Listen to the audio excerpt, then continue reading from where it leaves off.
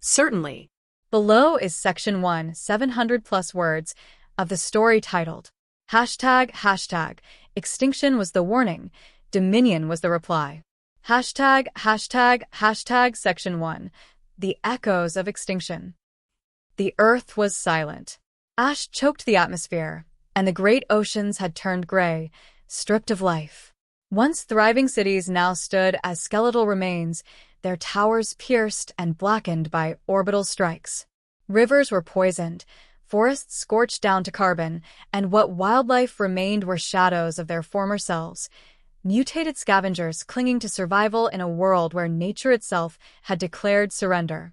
The fall had happened 400 years ago, but for humanity, the scars remained fresh. There were no monuments. There were no graves. There was no one left to weep.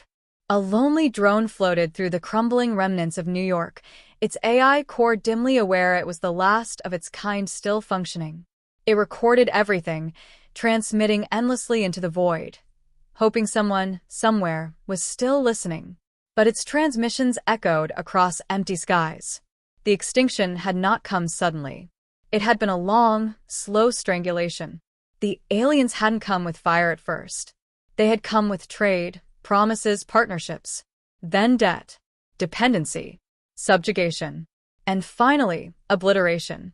First came the sanctions from the Galactic Concord, punishing Earth for refusing to hand over control of its AI research.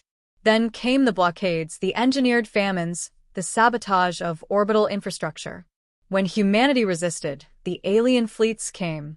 Not in fear, not in defense, but in cold, calculated extermination. The first wave destroyed the satellites. The second wiped out the military. The third burned the cities. Then the fourth wave came, to ensure the survivors would never rise again. The Terran High Command fought to the last.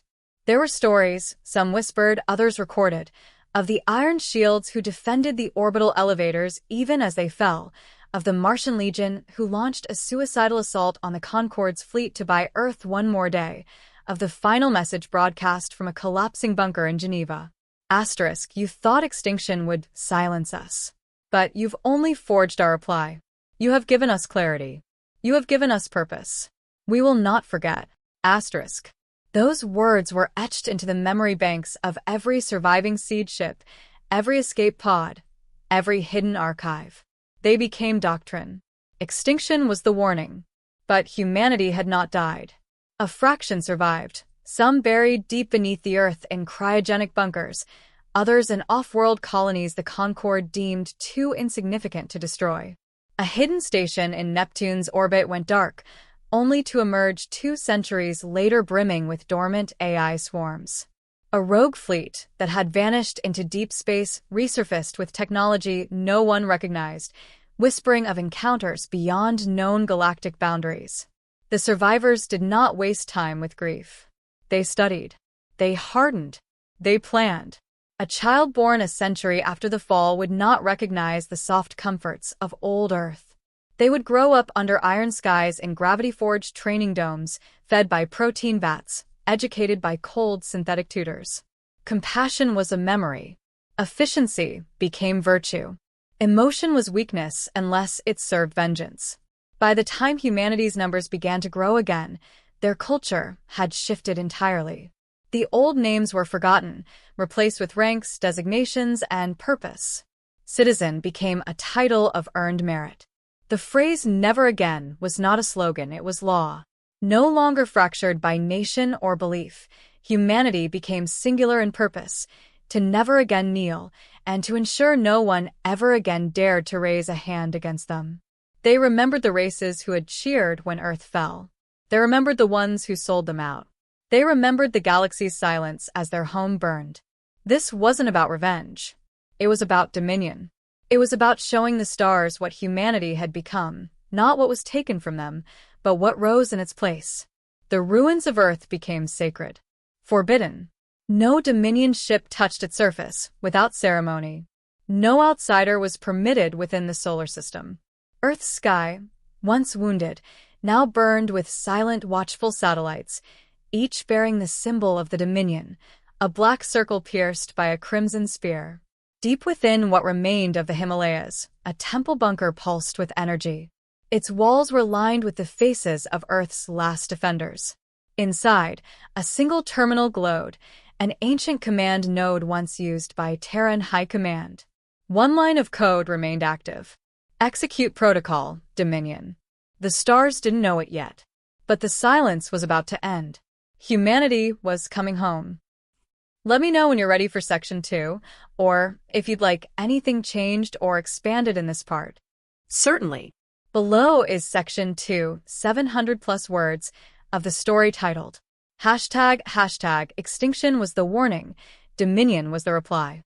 Section 2, reforged in silence. The galaxy forgot about Earth. That suited humanity perfectly. As centuries passed, the stars turned their attention to new trade routes, internal squabbles, and petty wars between coalitions and client species. Empires rose and fell. Cultures merged or dissolved. The galactic concord, once triumphant after Earth's fall, fractured under its own arrogance. None noticed the silence beyond the outer veil. No one remembered the systems that went dark, save for a handful of archivists and paranoid historians who were laughed out of council chambers. But in the black between stars, humanity was busy. They didn't rebuild what was lost. They forged something new. The old ways had failed. Democracy, diplomacy, compassion, these were liabilities in a galaxy ruled by strength and deception. The Dominion, what the survivors now called themselves, understood this. They learned it as they clung to life in frozen bunkers and orbital husks, watching the stars pass by and their old enemies grow fat on the spoils of their ruin. The Dominion chose silence. Not cowardice, strategy. They re-emerged not as a scattered species, but as a unified machine. Their territories were hidden, tucked inside hollowed asteroids, cloaked moons, and deep space artificial habitats. While the galaxy traded in consumer goods and alliances, the Dominion traded in knowledge, weaponry, and discipline. Their first great accomplishment wasn't a fleet or a superweapon. It was Warden 1, a planet-sized facility sculpted into a synthetic death world. Warden 1 was the birthplace of a new kind of human. On its surface, gravity was 3 times Earth standard. The weather was engineered to shift unpredictably, scorching heat one moment, acidic blizzards the next. Wildlife, gene-spliced horrors, hunted anything that moved. It was not a place to live. It was a crucible. Children were raised there from infancy. Every movement monitored. Every breath counted. At age 10, they were given weapons. At 12, they hunted in packs. By 16, only a third survived, but those who did could fight in zero-G, survive in vacuum for minutes, and disassemble alien weapon systems blindfolded. The Warden worlds grew in number, each tailored to produce a specific warrior, strategist, or technician. There were no schools in the old sense. Knowledge was uploaded, tested in live simulations, and evaluated in real-world missions against proxy enemies, synthetic aliens modeled after historical foes. And behind it all, the memory core. A distributed network of AI-integrated minds, retaining every scrap of knowledge, history, and tactics from humanity's golden age and downfall. The core was not a ruler, it was a repository. Dominion Command drew from it, refining strategies, updating doctrine, and selecting targets for observation and infiltration. Because while they trained, they also watched. The Dominion never truly left the galaxy. They walked among it unseen. Synthetic operatives, indistinguishable from baseline humans, embedded themselves in alien societies. Traders, mercenaries, scholars, even slaves. Some lived entire lifetimes gathering intelligence, mapping weaknesses, understanding the power structures of their former enemies. From deep space, Dominion stealth vessels monitored major hyperspace routes. They hacked communication relays. They disrupted supply chains, not enough to be noticed, just enough to keep potential threats off balance. The Dominion's rise was not explosive. It was glacial, methodical, inevitable. They re-engineered humanity itself. Genetic enhancements became standard. Neural implants, quantum reflex boosters, synaptic memory extensions. Every citizen of the Dominion was part flesh, part machine, part weapon. Emotion was not outlawed, but it was regulated. Love, friendship, even art still existed, but they served function. Bonds forged between soldiers increased unit cohesion. Music carried coded instructions. Rituals of grief became ceremonies of resolve. Their technology eclipsed what the galaxy understood.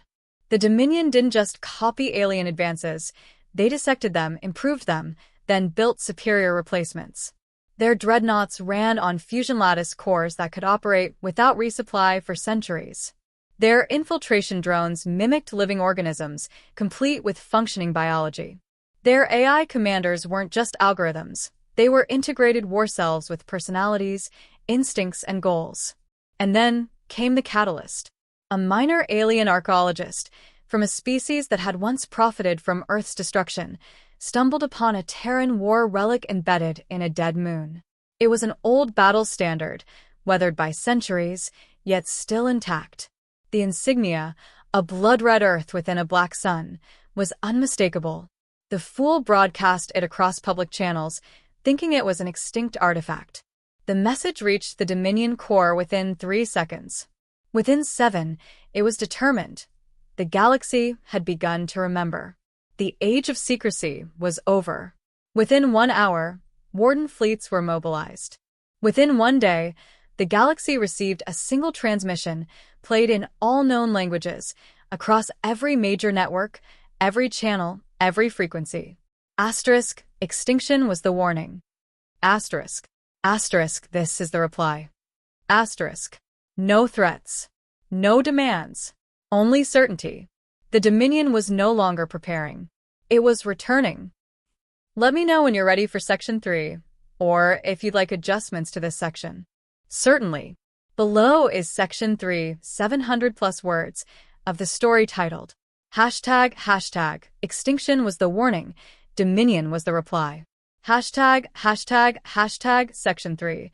The first reply. The message echoed across the galaxy like a death knell. Extinction was the warning. This is the reply. No one knew where it came from. No origin point. No traceable signal.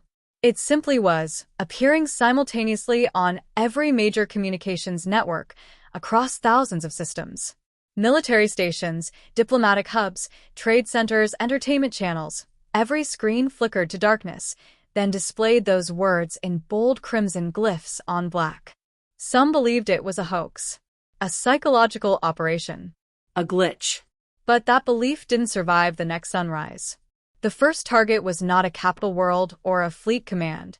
It was Haraxis Prime, a corporate-owned, heavily industrialized mining colony in neutral space.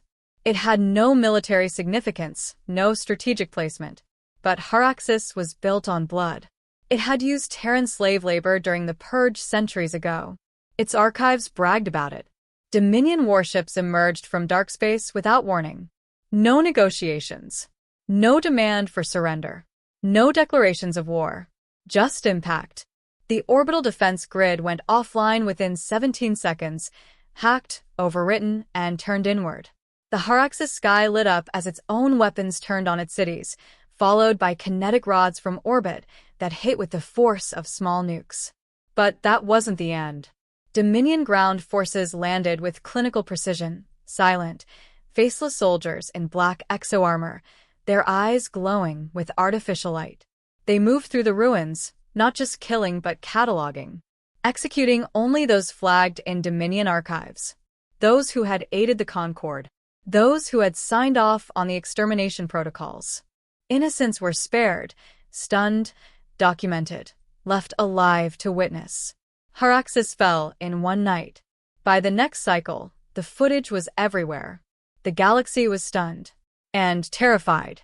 The Galactic Concord, long fractured and reduced to a ceremonial council of empires, scrambled to respond. Emergency meetings were called. Diplomats screamed over each other. Was it really humanity? Could they have survived? Could they have changed this much? Among the bickering, a message arrived, short, direct, undeniable. Dominion Command confirmed its return. Asterisk, the era of mercy is over. The ledger will be balanced. You have forgotten us. We have remembered everything. Asterisk. Panic erupted. The great powers of the galaxy began arming themselves. Defense budgets doubled overnight. Old alliances were resurrected. Fleet movements surged as ships were recalled to core worlds. Ancient weapon caches, never meant to be opened, were unlocked. But the Dominion was already ahead. They had never stopped watching. Their operatives, long hidden within alien bureaucracies, sabotaged reactivation efforts. Defense codes were corrupted. Power grids mysteriously failed. Propaganda spread like wildfire, turning populations against their leaders. Whispers of Dominion mercy for those who submitted willingly led to riots, betrayals, even civil wars. Then came the second strike. This time it was Valkyrie II, a mid-tier political capital known for hosting peace accords. It was surrounded by a defense fleet of over 600 ships. In theory impenetrable, the Dominion didn't attack conventionally. They disabled the fleet's AI coordination using a virus seeded in their supply chains years ago. The ships turned on each other in confusion, mistaking friend for foe. Then, from subspace, emerged a single Dominion dreadnought, sleek and massive, its hull lined with angular black armor that shimmered like a void. Its name was etched into its side, Judgment of Terra. It did not fire a single shot. Instead, it opened a rift. The rift, a controlled microsingularity, tore a hole in reality above Valkyrie II. Everything with mass was drawn toward it. Defense stations, orbital platforms, debris, even parts of the planet's upper atmosphere. When it finally collapsed, Valkyrie's orbit was clean.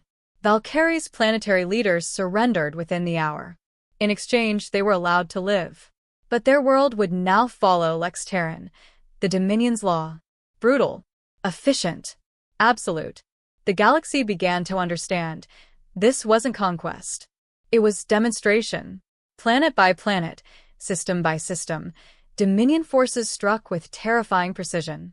They didn't overextend. They didn't seek to occupy. They selected. Every action was part of a long-forged plan.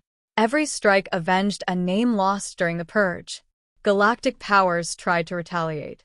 The Rithari Armada, famed for defeating 2 empires in its time, launched a preemptive strike into a sector suspected to host Dominion installations. None returned.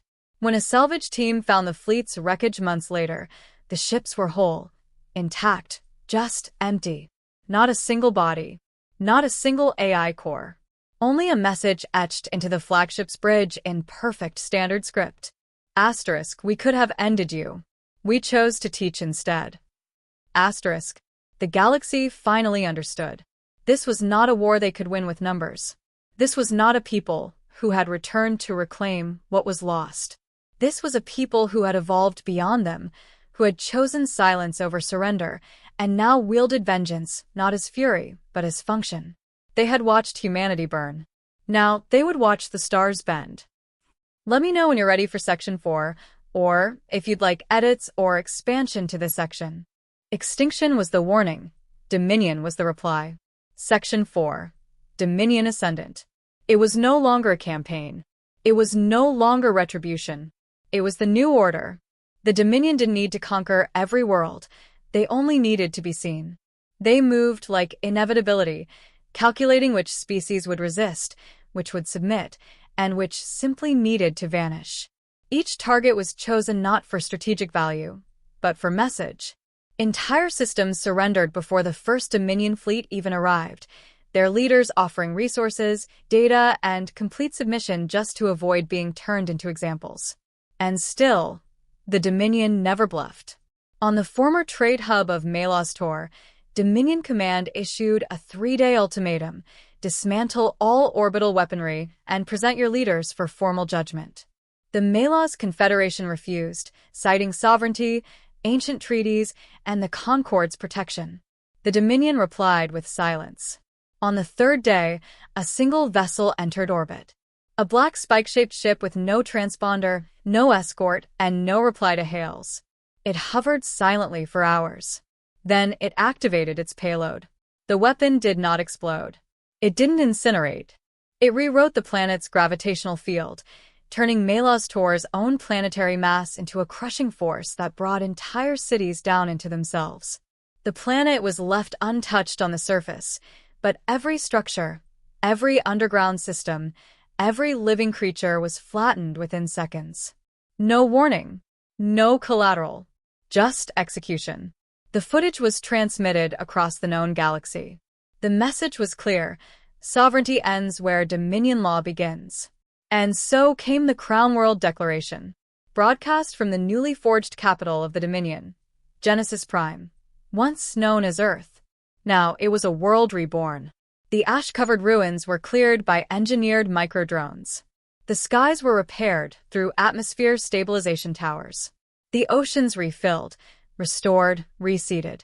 The surface now bore the marks of the new civilization, towering spires, great bastions of steel and light, and at the heart of it all, the Council of Judgment. From Genesis Prime, Grand Executor Lucien Vex addressed the galaxy. He was tall, augmented, his voice like steel wrapped in thunder. The stars betrayed us. The Concord watched us burn and did nothing. Now we return not for vengeance. We return to ensure no species ever dares again what was done to us. This is not an empire. This is not a federation. This is Dominion. Behind him, 12 war banners flew, each one representing a sector of the galaxy already brought under Dominion control. Each one earned, not claimed. The galaxy had no choice but to respond. Some worlds attempted resistance. They were removed. Others chose cooperation. They were welcomed, not as equals, but as useful. Alien species who swore fealty were given limited autonomy under the Lex Terran, a single set of laws governing all Dominion space. Its commandments were brutal but clear. Betrayal is death. Mercy is not owed. Efficiency is survival. Dominion is order. Those who obeyed found a kind of peace, one not known in generations. Pirate factions disappeared. Crime syndicates dissolved. Trade resumed under strict supervision. And for the first time in centuries, the border sectors, once lawless and chaotic, began to prosper under Dominion oversight. Because while the Dominion ruled with an iron hand, it was also precise. Corruption was eradicated, inefficiency punished, but order? It thrived. Aliens who once mocked humanity now lined up to submit applications for integration. Engineers from the Kravix Union began working on Dominion ships. The Yenerim, a species known for biological manipulation, were granted controlled access to Dominion archives in exchange for service. Even a small sect of the once powerful Concord pleaded for a treaty. They were denied. Not out of malice. Out of principle. The Dominion did not forget. And it never forgave. Beneath the calm of order, however, the galaxy trembled, because they saw what humanity had become. They no longer aged like before genetic repair treatments were standard. Their soldiers were faster, colder, more coordinated than any machine. Their minds connected through neural links. Their memories shared across generations. Their command AI, living consciousnesses known as the preceptors, could run planetary occupations independently, resolve logistics across 1,000 systems, and simulate civilizational responses before they happened. Dominion citizens did not fear death. They were backed up in the core. Killing a human was no longer victory, it was delay. At the edge of the known galaxy, a coalition of alien leaders held one final council.